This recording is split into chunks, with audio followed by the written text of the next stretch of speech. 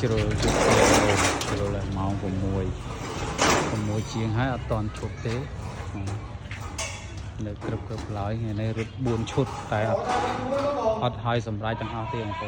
bà á đây đất này này rất buồn chút này nè buồn chút tại bàn sầm raiปีชดตอนห้อยตอนไอ้บ้านบ่ห้อยเลย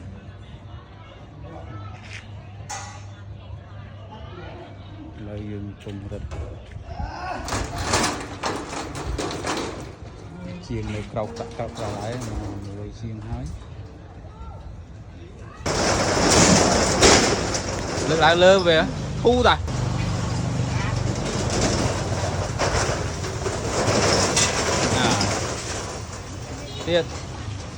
tiên cho khóm đang lên mở thua